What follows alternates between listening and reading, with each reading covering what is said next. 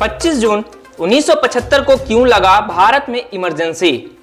25 जून 1975 का दिन भारत के इतिहास का काला दिन माना जाता है।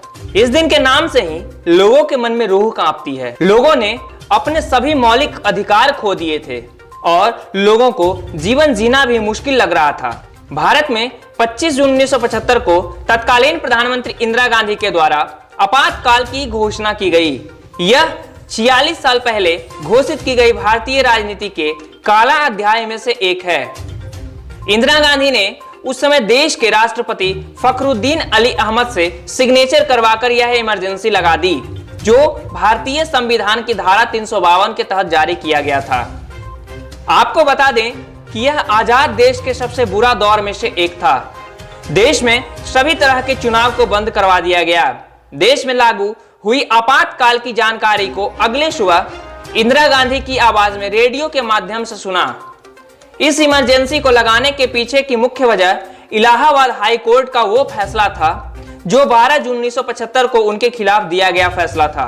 बताया जाता है कि 12 जून 1975 को दिए गए फैसले में इंदिरा गांधी पर अगले 6 वर्षों तक चुनाव लड़ने पर प्रतिबंध लगा दिया गया था। इतना ही नहीं, रायबरेली से वह चुनाव लड़ रही थी, उसे भी खारिज कर दिया गया। वह किसी तरह के पद को भी नहीं संभाल सकती थी।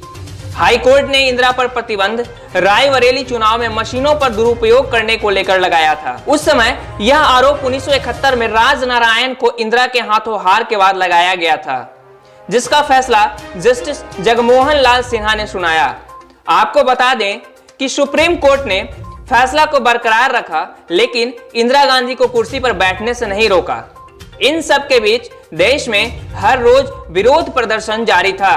जयप्रकाश नारायण, मोरारजी देसाई जैसे प्रमुख नेता इस आंदोलन को जोर देने का काम कर रहे थे। इंदिरा गांधी की इच्छा सिंहासन खाली करने की बिल्कुल भी नहीं थी। उनके इस सहयोग में उनके पुत्र संजय गांधी भी थे।